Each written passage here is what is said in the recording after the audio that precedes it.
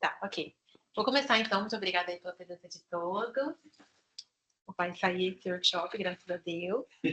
Rapidinho, vou fazer bem rapidinho. Não vai, não. Eu, hein? Quero Não, treinar o speech, informar o time. Sim, total. Sim, total. Então, só, ela tudo completamente. Vai ser assim. Tá, então para começar, né? Por que influência e da onde vieram os criadores de conteúdo? Né? Porque, enfim, a gente tinha uma época na internet que isso não existia, os criadores não existiam, toda essa forma de publicidade, enfim, não acontecia, e de repente esse termo e essas pessoas começaram a aparecer no mercado, e isso tem muito a ver com as redes sociais e com o protagonismo que a internet e as redes sociais deram para as pessoas, né? Tipo, é uma ferramenta que está, enfim, muito na mão das pessoas e trouxe esse protagonismo para o indivíduo e tirou esse foco que antes era muito nas marcas ou nos grandes publishers, portais, enfim. Enfim, daí é isso, né? A gente quer contar a história do nosso ponto de vista, buscando identificação, e a influência cresceu muito em cima desse contexto e dessa ideia. Aí, para começar aqui, falando de termos e tal, enfim, como a gente trabalha, eu trouxe esses tiers, que são os níveis, né, de influenciadores de acordo com a quantidade de seguidores que eles têm, que são os tiers que a gente utiliza. Então, enfim, mas para a gente saber, quando a gente está falando de um influenciador macro, a gente está falando desse... Não saiu de tela cheia, né? Ah, não. A gente está falando desse range de seguidores e tal. E esse também são tiers que a gente usa com base na influencer. Aí um adendo aqui também que eu acho legal trazer, que mesmo a gente tendo esses...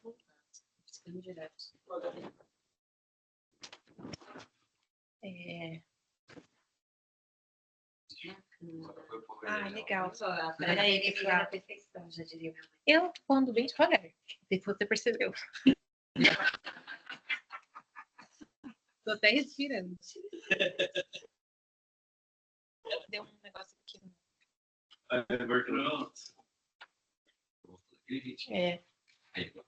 Naquele jeitinho que o Teams gosta. Ô, Fê, só uma dúvida. Esses números, assim, eles já são pré-definidos, tipo, todo mundo, ou foi só com base no influencer que a gente usa? Esse é, tipo assim, é a base que o influencer usa, mas é meio que uma coisa meio geral, assim. Às vezes, tipo, muda um pouquinho, dependendo da fonte. Ou tipo, tem alguns que usam micro, médio e macro só. E aí o Inter ali, eles, né, pode ser médio também. O Inter e o Nano, acho que foi uma coisa que acabou... E, por exemplo, tem gente que usa com mega não existe. Macro é milhão, sabe? Então, mas às vezes não precisa, né, necessariamente ser gravado de 500 a 1 milhão, mas a gente entende que, pô, macro tem que ser mais de 500 mil. Para pegar uns 100 mil e achar que é macro, sabe? Sim. Mas basicamente a gente usa a fonte da nossa ferramenta de trabalho. Isso, mas depende, enfim, às vezes a fonte muda um pouco a nomenclatura ou a quantidade que a pessoa falou. Vamos trabalhar para a nossa família ser mega. Mega, já estava pensando nisso também. Quantos seguidores a gente tem? 900. Quase 900. Não, 900 pouco. As Olimpíadas deu. Tá bem perto. É a nossa meta com ela. 920 mil. Compartilha com as amigas. Always. Enfim, mas mesmo a gente tendo essa coisa de tiers, de seguidores, a gente também é legal lembrar que número de seguidor não é o único fator que define influência, e que esses tiers também, eles são meio subjetivos, esses níveis, né, de macro, não sei o quê, eles são subjetíveis dependendo do que a gente está falando, dependendo da campanha que a gente está. Por exemplo, aqui eu trouxe esse gráfico que mostra que no território da maternidade, por exemplo, quem tem mais de 200 mil seguidores já pode ser considerado um influenciador macro, porque 90%, se eu não me engano, dos criadores desse segmento tem até 30 mil seguidores. Então, tipo assim, dependendo do segmento, uma pessoa de uma quantidade que em outros segmentos seria, sei lá, um médio ou de outro nível, pode ser uma pessoa grande. É tudo muito adaptável. E às vezes não só número, né? A gente fala muito disso. Às vezes, o que é influenciar, né? É fazer comprar o produto, clicar no link. Às vezes, um influenciador micro, ele tem muito mais esse poder sobre a audiência dele do que um cara mega conhecido no Brasil, sabe? Porque as pessoas identificam muito mais como um conteúdo genuíno, que, pô, aquela pessoa Sim. usa, se ele tá... Às vezes até isso, às vezes tu vai num restaurante e tu me influencia mais do que um cara que está sendo pago para usar o Burger King, que eu falo, pô, Gil, onde você foi? Mó bonita essa foto. Então, isso também de influenciar, né? Que às vezes, qual é o teu objetivo de campanha?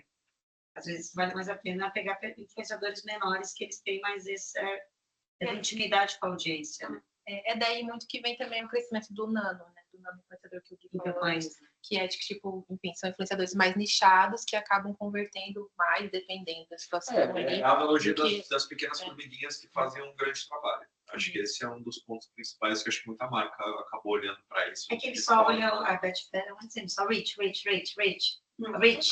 Cara, você quer a reach, a gente faz paid media e tá tudo certo. Exatamente, aí é mídia, total. Tem muito rolê assim, tipo assim, às vezes, se você quer só reach, é muito melhor você investir em mídia, enfim, do que fazer influência de fato. Falar de CTR, de conversão, aí é um papo demorar.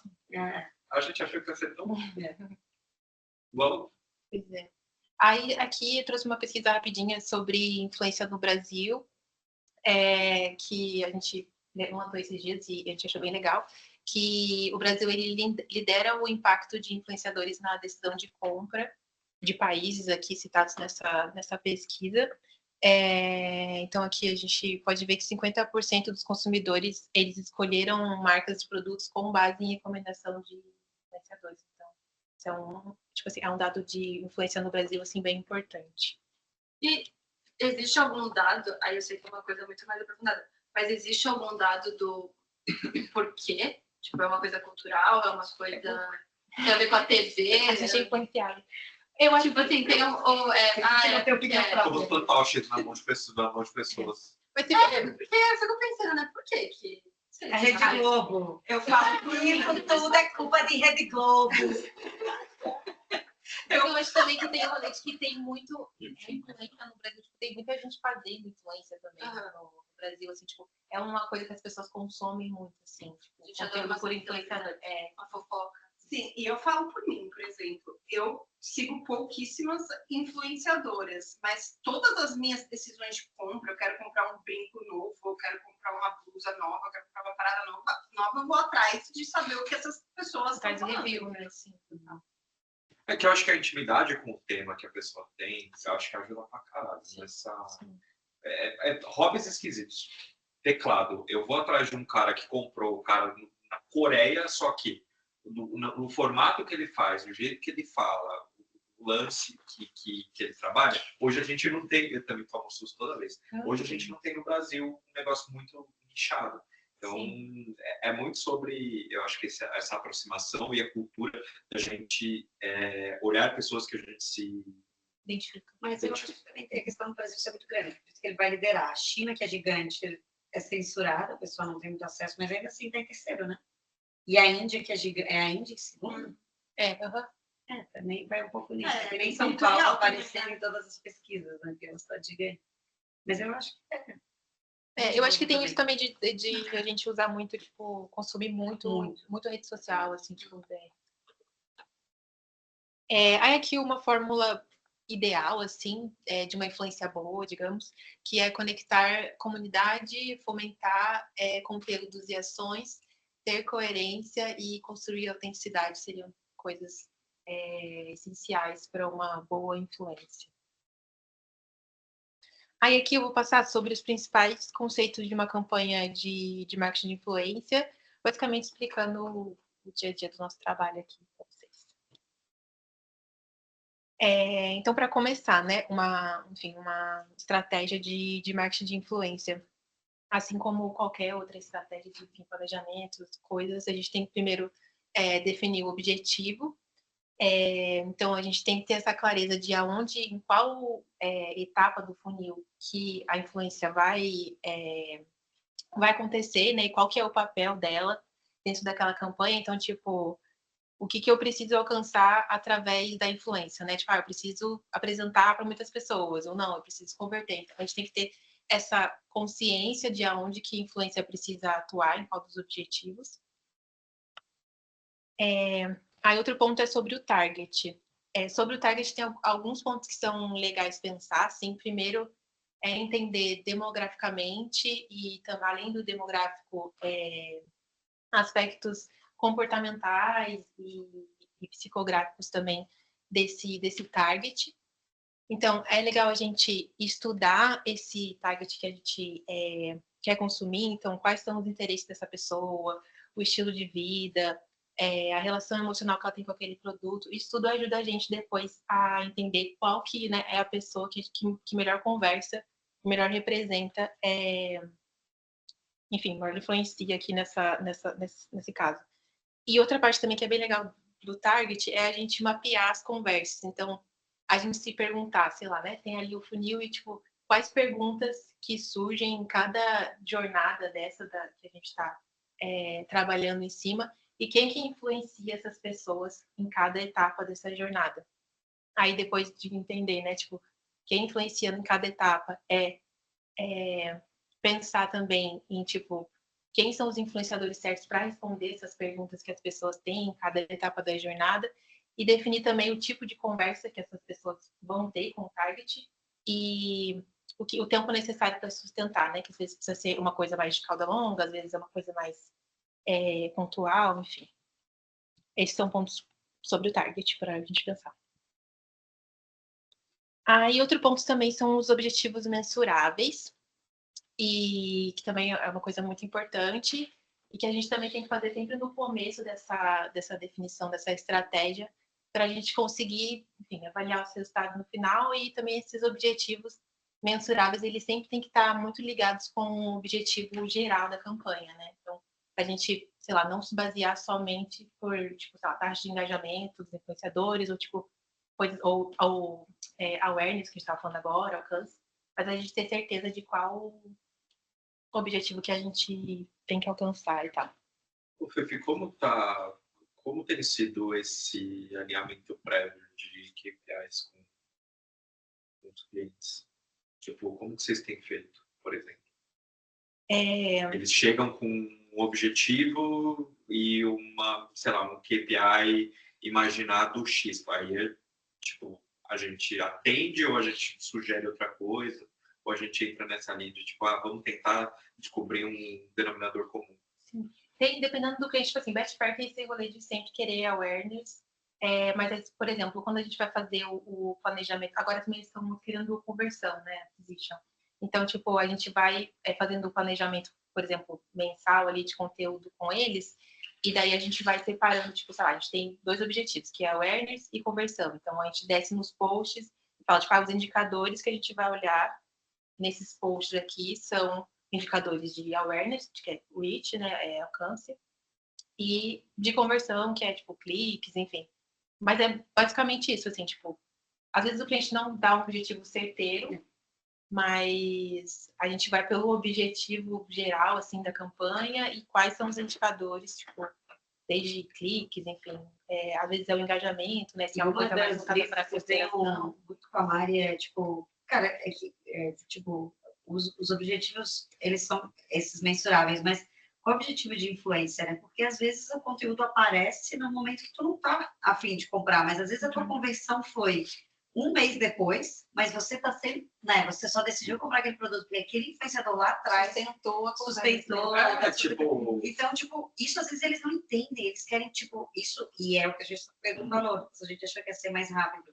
Os clientes, eu acho que algumas agências também, as pessoas não conseguem, sabe? Eu acho que às vezes elas ficam muito em cima dos números e não da construção de memória de marca, sabe? De ou só de tipo frequência. Toda hora os big numbers. Os big numbers. Ou tipo, mas a taxa de engajamento. Mas a Betfair tem que aparecer, tem que falar da Betfair. Às vezes não tem, às vezes tu tá ali só, sabe? Tipo, reforçando, eu tô aqui com a Betfair, eu tô fazendo conteúdo. É muito melhor do que clica aqui e compre, clica aqui e compre.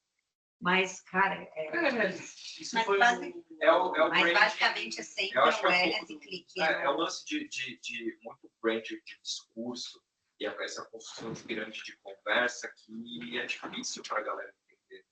Tipo, cara, é muito mais legal eu estar de forma orgânica, tipo, unando com o leque da Betfair, sem falar da marca, mas com o ativo da marca, muito mais legal mas que daí como é que a marca justifica lá dentro o orçamento? Para manter o orçamento, que a primeira coisa que corta quando não dá certo as metas, vai cortar a influência, não deu Aí certo. quando não dá certo, no dia seguinte, né? Porque tem isso também. Sim. Tudo tem que ter pra ontem, tudo é o mês que vem, é semana que vem. E as marcas têm muita dificuldade de mensurar a influência também, tipo, entender essa parte mais, enfim, mensurável mesmo de influência que depende de muitos fatores e é uma coisa muitas vezes de longo prazo também. E um fator importante para a gente levar em conta também é justamente essa parceria que a gente tem que ter com os conteúdos que a gente cria com cada um deles.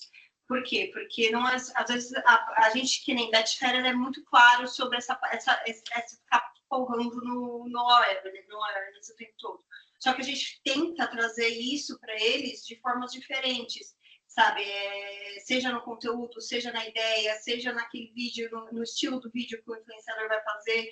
Então, a gente tem que ter isso muito em mente na hora de co-criar mesmo aquele material que o influenciador vai mandar para a gente, sabe? A gente brifa eles, mas a gente tem que estar com um direcional muito bem definido para certos clientes, assim. Ficar dentro do que eles querem e ainda entregar algo que seja gostoso de assistir. Esse é o grande problema. Sim, total. Realmente. Aí aqui, só para lembrar, enfim, é bem isso que a gente está falando, cada etapa é um indicador, né? Então a gente precisa ter esse momento também de entender, voltar para o funil, ou enfim, para a parte dos objetivos ali, e entender aonde que o objetivo de influência está e qual que vão ser os indicadores que a gente vai usar específicos para esse momento que a gente vai ativar, né?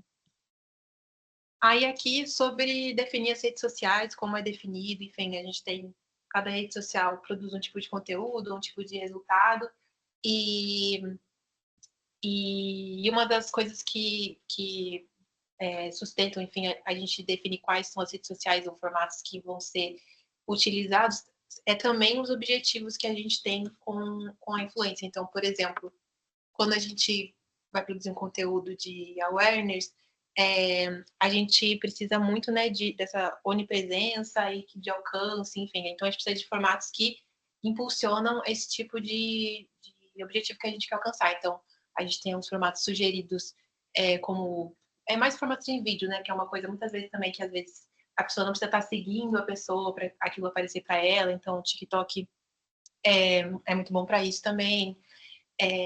A gente tem que o Reels também tá, às vezes, né? Agora tá com esse negócio também de sugerir pessoas que a gente não segue, mas esses conteúdos em vídeo são os mais indicados, assim, para influência quando a gente fala de awareness. Para consideração que é uma fase onde a gente precisa passar uma mensagem, ter uma conversa com as pessoas também. Gente, o formato de vídeo é também super, super importante, porque a gente consegue, enfim, trabalhar alguns formatos tipo reviews, tutorial, esse tipo de coisa. Esses formatos de vídeo também. Entender o comportamento, né? Hoje, às vezes, é isso. A gente fala muito, ninguém mais abre o Google, a gente abre o TikTok. Comer em São Paulo. Então, às vezes, tu quer mostrar mais a qualidade do produto, a funcionalidade do teu produto, às vezes vale mais a pena contratar um influenciador para ficar explicando, falando, fazendo review, do que necessariamente fazer um conteúdo mega, hiper produzido. E isso que eu falo também, essas plataformas funcionam muito como plataforma de busca, né? Então, é uma coisa também que para criar conversa é bem legal. Onde eu mais tenho visto isso hoje em dia são os perfis influenciadores que falam sobre bairros, cidades, tipo, onde comer em São Paulo, tem o Oriental lá que faz do Grande ABC, tipo, tem a galera que faz de hambúrguer, que eu sigo pra caramba, tem o Gaba que faz de tudo. Uhum. Então, assim, é muito sobre... Mas isso é muito, às vezes, a provocação, às vezes, para vocês talentos também. Às vezes uma marca vem falar, a gente quer awareness para Tamires. E aí, no escopo sugerido, tá, tipo assim, 1 Reels e 3 combos de story. O combo de story não é um lugar para awareness, porque o story aparece, às vezes, para quem te segue, sabe? E é isso. E não é para todo mundo que te segue, às vezes é o segmento da galera que te segue. Então, ali é muito mais uma coisa de consideração, de conversão, sabe, de troca. Às vezes é melhor falar, cara, o combo, não, pô, o que vocês querem? Awareness? Vamos fazer um Reels e 3 carrossel, um carrossel e um Reels. Vamos trocar esses stories. Agora não, pô, vocês vão ter link, é para clicar, é para seguir a marca, é alguma coisa. O que eu sinto é que muitas agências hoje dizem, qual é o orçamento para um Reels, deixa como de história, não sei o quê. Mas qual é o momento, sabe? Qual é o conteúdo? Se é só awareness pelo awareness, o que esses stories estão fazendo ali? Porque o story é muito a tua base, é muito íntimo, é quem te segue e aparece. Porque quando os influenciadores... Então, vendo um vídeo de um rapaz falando sobre isso. Abrem a timeline de vocês agora, vai aparecer familiares, melhores amigos, um monte de gente, para daí o primeiro creator, talvez, aparecer lá no final, se é que você chega nele, sabe? Que é muito mais sobre, primeiro, os melhores, né? Quem nos botou os melhores amigos, close friends, depois as pessoas que a gente mais engaja. A marca, o criador de conteúdo, ele vai aparecer lá na casa do caralho, se aparecer. Sim. Tanto que tem várias marcas fazendo isso de colocar no Close Friends, né? Enfim, artistas e tudo mais, para tentar dar uma impulsionada. E, enfim, como a gente estava falando aqui, na parte de conversão, a gente precisa desses formatos que são, como por exemplo, stories, formatos que tenham direcionamento para clique e tudo mais. A gente precisa, enfim, também não dá para a gente colocar, sei lá, o objetivo é conversão e fazer um Reels que não tem nenhuma opção de clique e tal. Fica mais difícil. Antes ainda tinha uma época que a galera falava link na bio, mas isso diminuiu muito também, porque é um caminho todo, né? Até a pessoa ir lá para bio. Muito bagulho de marketing, infoproduto, marketing digital. Hoje os caras ainda estão nessa. Tipo assim, gente, o que é bio, sabe? Mas eu aprendi em mídia, tudo que você puder para facilitar o caminho do cliente, para a compra final, você tem que fazer. Sabe? Tipo, esse negócio de link na bio não funciona. Porque eu não fico parando para ir no link da pessoa, pesquisar o perfil para ir atrás. O link ali é fácil. Outro lugar que está sendo bem explorado também para link, e talvez agora seja mais explorado por conta do X ter caído, são os broadcast channel do Instagram. São aqueles grupos que as marcas ou pessoas... Canal de transmissão, isso. Canal de transmissão do Instagram. E o WhatsApp do Rodrigo. E o WhatsApp do Rodrigo. Grupo de WhatsApp também está no Aí a gente chegou na parte do mapeamento. Então, enfim, para o mapeamento ele ser efetivo, ele precisa ir além do óbvio. Então, a gente tem que ter os critérios, né, para ir além do fit com a marca, mas, enfim, considerar outras coisas como os objetivos que a gente já falou várias vezes, a ação, a proposta sugerida.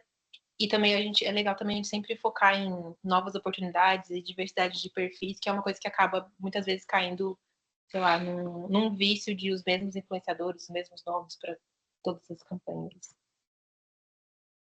E alguns jeitos desse mapeamento, enfim, ser feito de uma melhor forma. A gente fazer um deep dive nos perfis levantados, a gente sempre pensar no potencial criativo de cada criador, a gente pensar também no potencial de criativo e técnico desses criadores. A gente também sempre faz o disaster check de tipo pontos sensíveis para marcas que a gente tem que avaliar dependendo do mapeamento. E outros critérios mais tangíveis também que a gente avalia, como impacto, engajamento, visibilidade. Dependendo do cliente, a gente tem que entender o demográfico dessa pessoa, com qual região que está mais, qual é o gênero que segue, enfim. Tem vários pontos para serem considerados aqui. E aqui eu quis trazer um slide trazendo essa importância que o todo é tão importante quanto o indivíduo, quando a gente pensa num squad de influenciadores, ou enfim, um time de influenciadores, e muitos também num time fixo, né, que cria uma conversa, enfim, sustenta essa conversa. Então, é sempre importante pensar se essa composição do squad tem diversidade de corpos, idade, gênero, cor de pele, tem representatividade regional, que é uma coisa que a gente aqui do Sudeste acaba se fechando muitas vezes. Se os estilos criativos são complementares, então quando a gente tem um squad, a gente consegue brincar com isso, assim, de fazer vários tipos de conteúdo para o estilo de criador. Se as entregas estão de acordo com o funil, se existe uma capacidade de cocriação, que é uma coisa bem legal também. A gente tem feito isso com a Betfair, os influenciadores, e é bem legal quando rola esse fit entre os influenciadores, assim. E se os atributos estão alinhados à marca. Aí aqui, começando sobre Airfluencer. eu trouxe alguns jeitos que a gente usa o Airfluencer. Esse de busca é o que a gente menos usa, para ser sincera, mas a gente consegue fazer essa busca, enfim, por alguns filtros aqui, e que a gente consegue colocar várias coisas. Rede social, o gênero da pessoa, região, da pessoa não, da audiência, né? As verticais que essa pessoa atua, enfim. Aí, outro jeito que a gente usa o Airfluencer.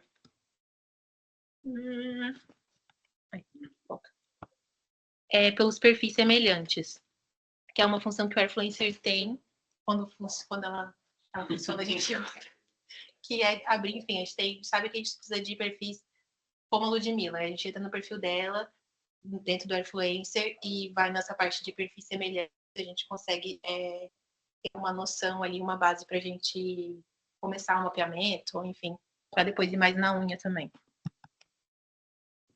Outra coisa que a gente usa bastante no Airfluencer é essa parte de dados do perfil, que, enfim, eles puxam todas as análises ali, desde taxa de engajamento, quantidade de seguidores, tem outros pontos, tipo média de comentários, média de curtidas, que também são importantes.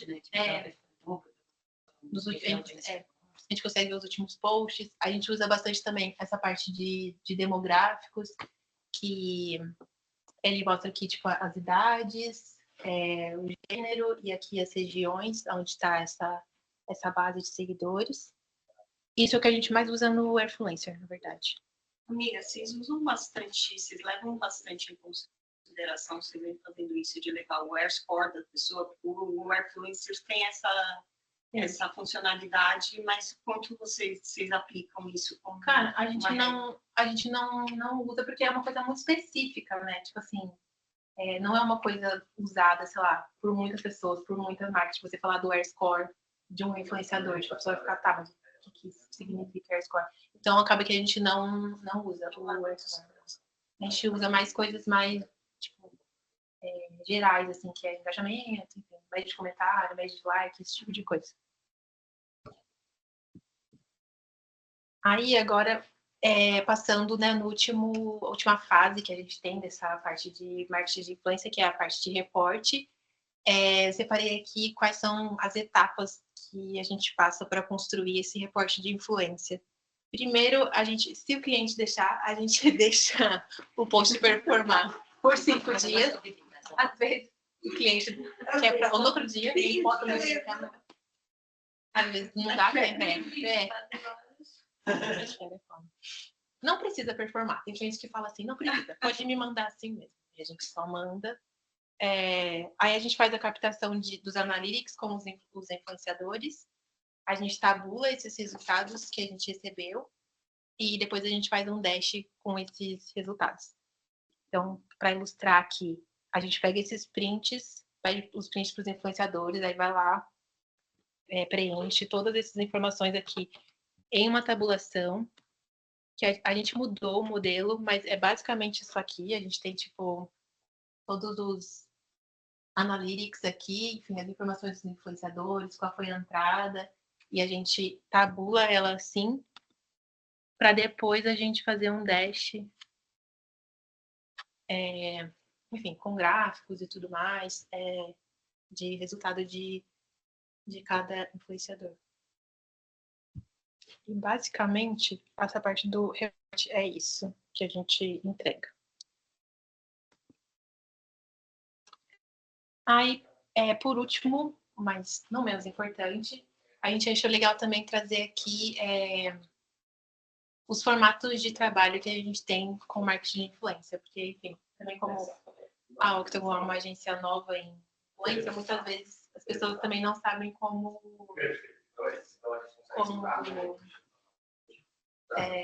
usar, né? Como incluir influência na Octagon. Aí aqui eu trouxe 3 exemplos que a gente está fazendo. Então, esse primeiro seria um pacote, sei lá, só de estratégia de influência. Um exemplo foi que a gente fez com o Mastercard Surpreenda agora, que a gente entregou um E a gente direcional. fez tudo. É. Os caras só vão pegar e falar, beleza, agora é com nós. Não, mas é para mudar esse mindset, porque a gente fez a estratégia de influência, a gente fez a estratégia, o direcional estratégico, e entregamos para a Mastercard, porque quem vai, de fato, operar a influência vai ser outra agência. Então, tipo, mas aí quem fez o direcional estratégico de influência? Se pagaram bem, tá tudo bem pra ele. A inteligência. Aí Eu não sei o que dizer. Eu não sei. Os curiosos. Aqui quem pode Cheguei responder. na hora, hein? Eu estava falando aqui, cara, de formatos de trabalho. É o último slide. Tá. Formatos de trabalho que a gente pode atuar com marketing de influência. Então, aqui eu acabei de falar do primeiro, que é só a estratégia de influência, que seria a gente desenhar um direcional estratégico mesmo de papel daqueles influenciadores, como, por exemplo, que a gente fez com o Mastercard Surpreenda agora, que a gente fez todo o direcional, qual tipo de conteúdo para cada fase, mas aí quem vai operar vai ser outra agência. Outra opção também aqui que a gente tem é a estratégia de influência mais a curadoria, que é, por exemplo, o que a gente está fazendo com o Fórmula E, que a gente fez essa parte de estratégia, e além disso, a gente também vai levantar os nomes dos influenciadores que vão ser usados na Fórmula E. Eu ainda não sei se vai ter gestão nessa Fórmula E, então por isso que deixei a Fórmula E como exemplo.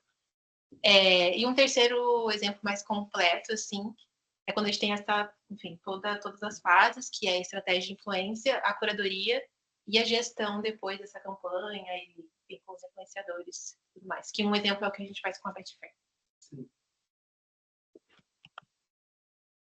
E é isso.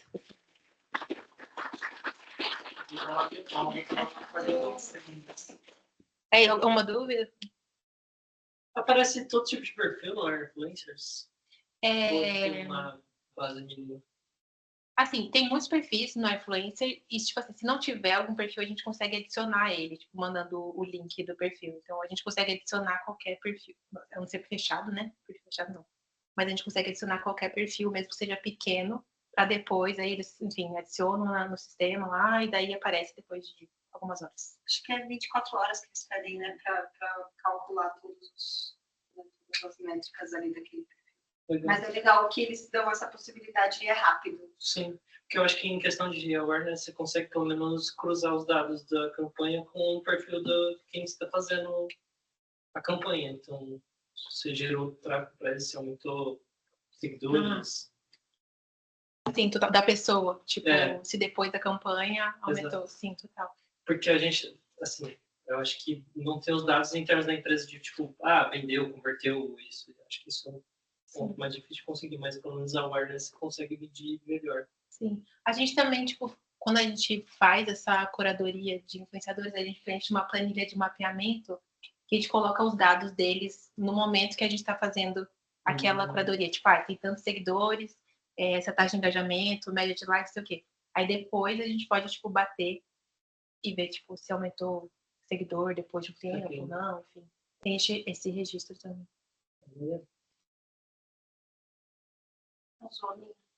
Isso. E o pessoal, alguém tem alguma dúvida? Não? Não, Fefa. Bem tranquilo. Beleza, então, pessoal, muito obrigada. Que bom que tá gravando. O Léo tá gravando aqui. E é isso. Muito obrigada aí pela atenção, por esperarem até. Depois você manda o link do vídeo? Sim, acho que o Léo vai subir já, enfim, amanhã, não sei. Não é boa, porque a gente sobe no nosso YouTube e agir, que é pra passar pro time dela. Tem gente que tá lá